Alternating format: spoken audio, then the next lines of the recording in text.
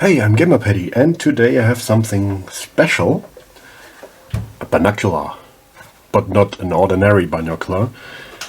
I suspect this one is from Russia or the Soviet Union, about 70s, 80s, I'm not sure. It's a Peleng 1240 GS, gyroscopically mechanical stabilized binocular. That's a long word. I'm missing the original battery pack for it, which came in a variant like you clip on the battery on the side, or you have a wire going into your backpack for an even larger battery, because this gyroscope takes quite some power. I've added 3 lithium cells in series for about 12 volts and a USB-C as a charging circuit. This whole part clips onto the binocular via this hook, and the contacts are over there. That's just some 2 magnets just making contact with the binoculars. You have an interpupillary distance selector over here, and you can change the focus for each eye individually. So let's turn it on and hear what it sounds like.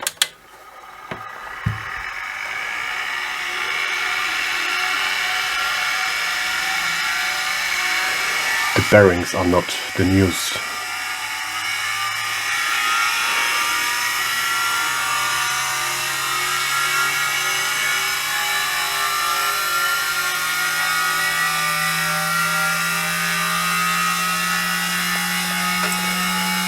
And now it's up to speed. It's not meant for hunting. I mean, the animals might hear it. So, to use it, it's currently locked. You have a power LED showing that it's running in case you're deaf.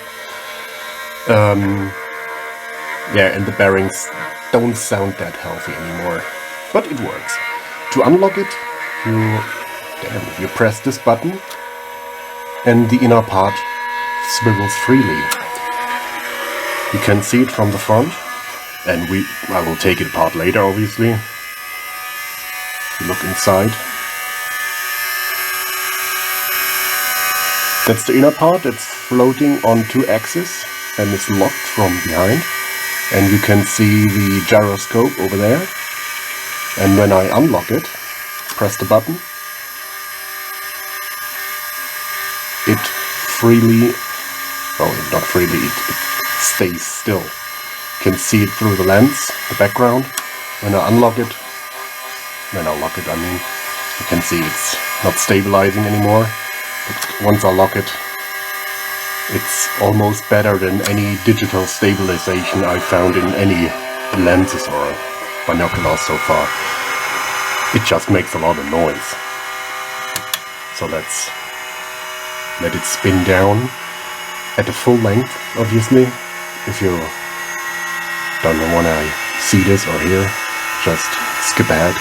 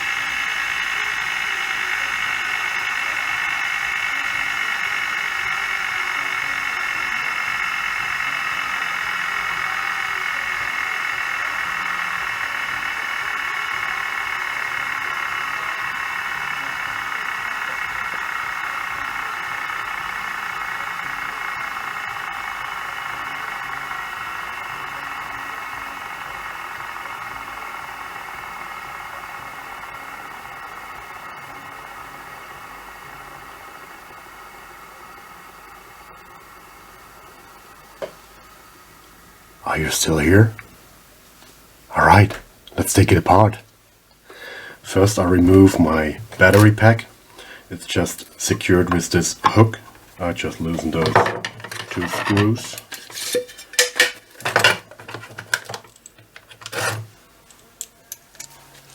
And hopefully don't lose my magnets.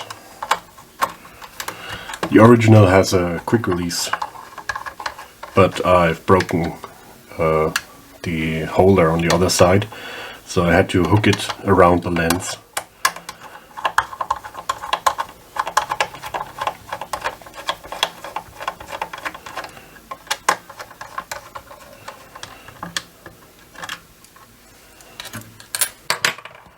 So I just unhook my battery pack. I have 2 copper strips on magnets inside, which just press against those contacts which the original battery pack sits. And you can see here it is slightly broken. Maybe that's why it's missing. And as you can see, the serial number. Yeah, let's keep going. On this side there are slotted screws.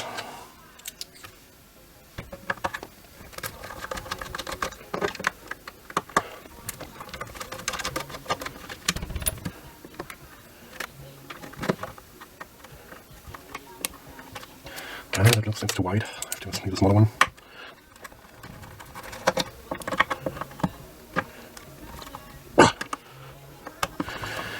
And that's quite tight. Need to use a little help. That's better.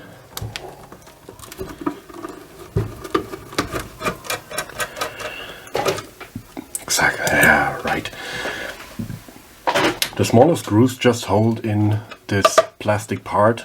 The rest of it is like, front plate is also plastic, but the inner parts are all metal. Let's take it out. Nice. So I may have just lost a spacer, which goes on here, and that's all of its glory.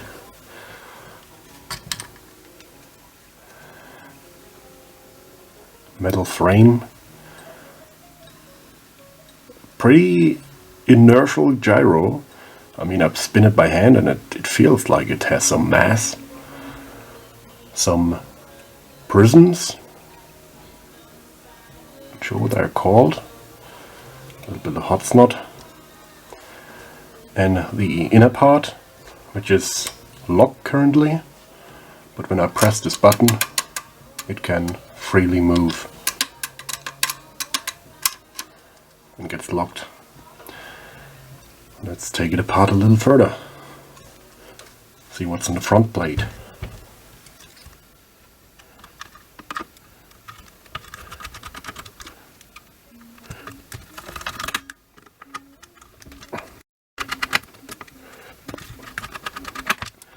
Alright. Let's get rid of the screws before I lose them. That's nice. As you can see, the IPD adjustment mechanism, quite simple.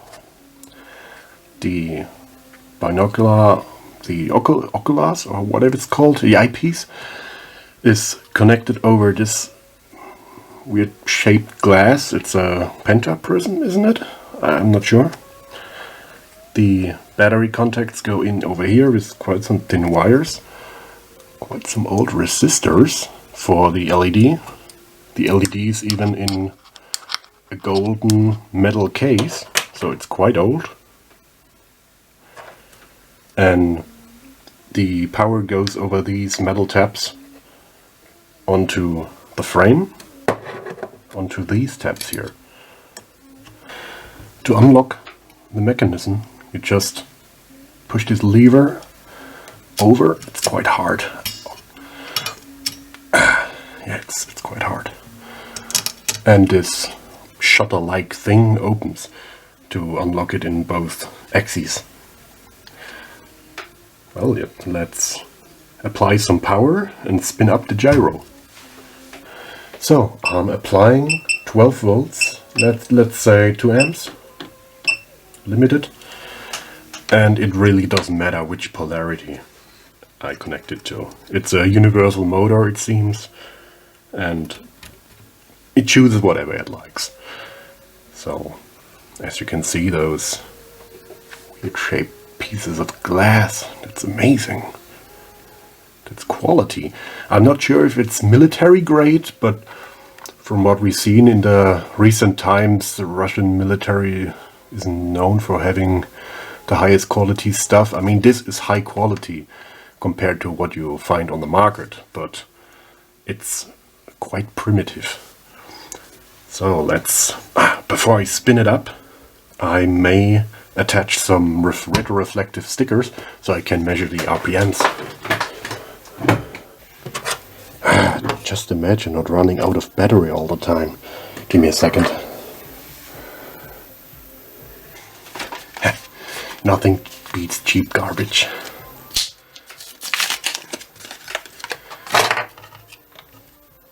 So I just give it a small piece of it.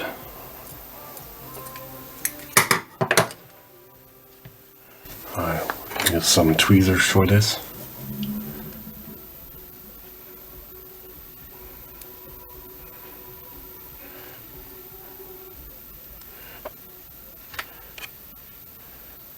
That looks good. So let's spin it up at 12 volts and see how fast it goes. Just checking if this works. Right, let's go. It's drawing about 10 watts right now.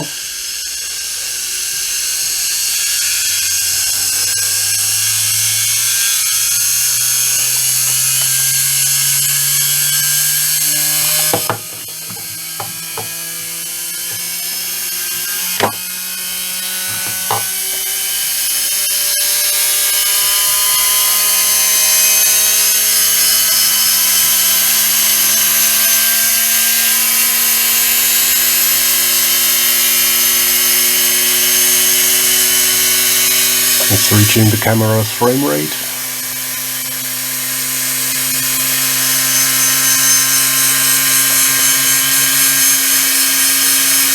It's slowly settling at 4 watts. Currently it's at 4.5.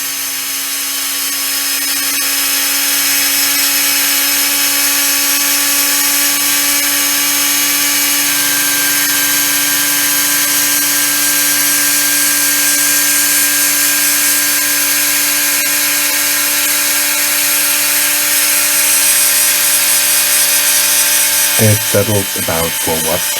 It's hovering about 3.9 and 4.1, depending on what the bearings do. So it accelerated a little bit to 3.8 watts, and 300 milliamps at 12 volts. Let's check the speed.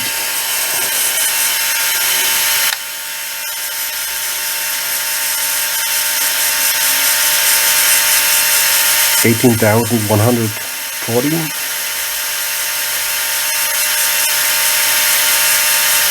Still climbing. So about 18,200 ribbons.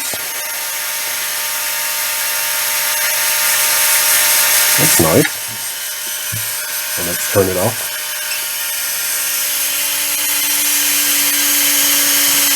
Oh.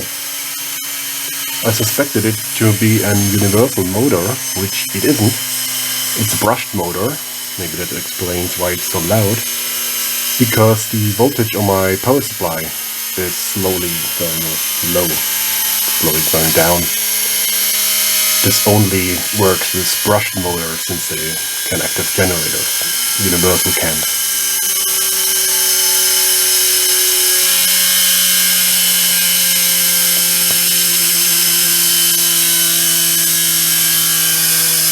So I'll let it spin down and put it back together.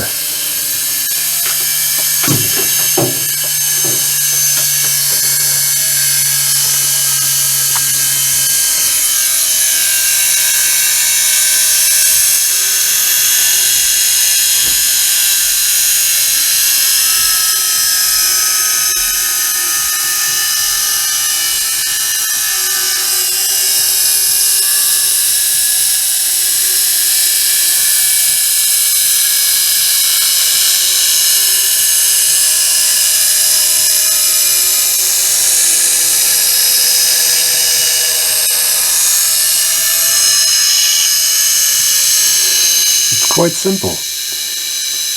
I mean, you might be able to even 3D print this mechanism, and using a powerful PC fan as a gyroscope, as seen in Senor Dalidon's latest video. Did I pronounce that right? No, I leave a link in the description for his channel. He talks about gyroscopes from old PC fans, and maybe it's possible to 3D print this mechanism. The only hard part will be getting these pieces of glass, which I think will be impossible. Maybe it's possible using mirrors. Some bright mind will figure that out, maybe, but not me.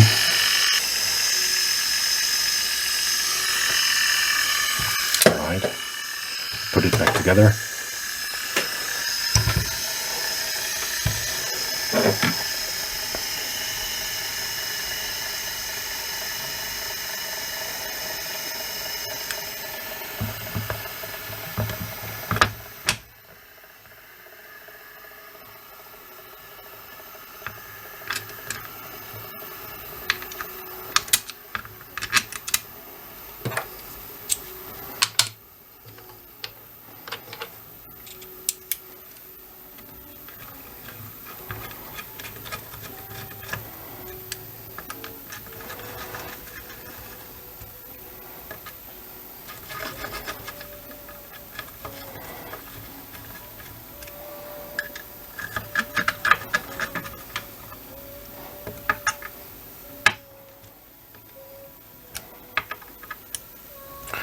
The good thing about quality stuff is you can take it apart and you can put it back together, and it looks like that never anyone was in there at all. It just fits. I have a small piece of dirt on this lens. It looks like a screw, so I pick it out. Been bugging me since last time I opened it. It's a plastic screw, it looks like, slotted. Not sure where it goes.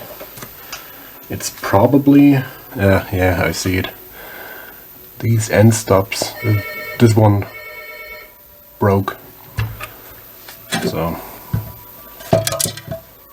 it still works, so I don't need it. Let's put it back in the enclosure together with these spacers, which I constantly lose.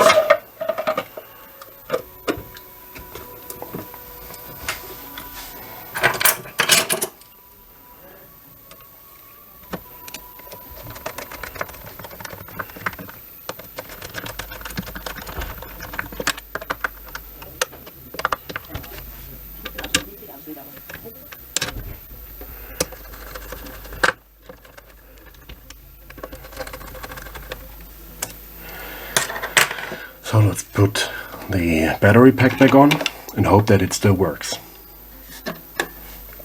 I've had contact issues with these packs inside previously. That's why I take it apart in the first place. And I just bent them a little back and it seemed to work. Now I've let in the retroreflective thing and put some slight oil residue on the inner part of the lens. I hope that's not an issue.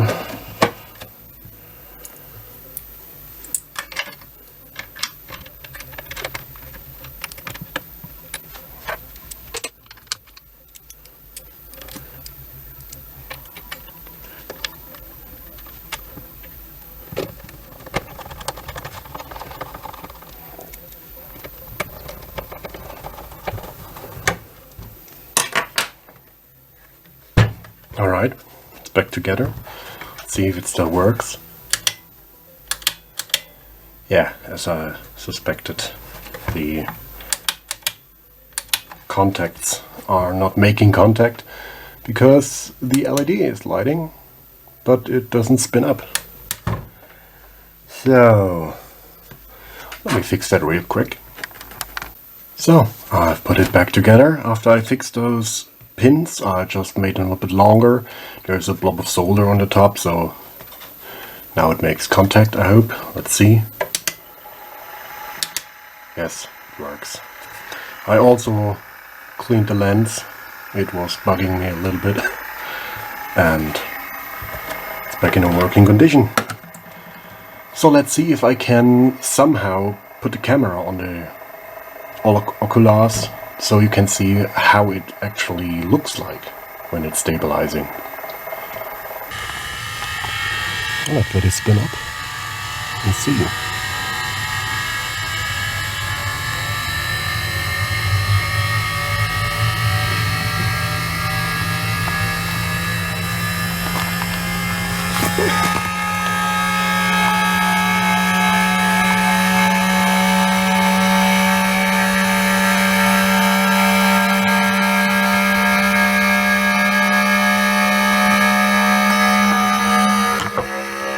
It's not stabilizing right now, but when I press the button,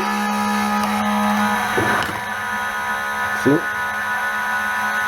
it's very stable, and I'm shaking it right now. When I let off the button, what a difference. Press the button.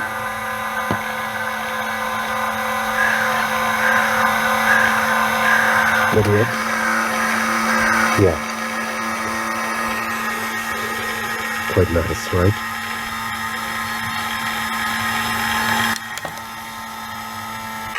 So, quite a nice piece of history over there.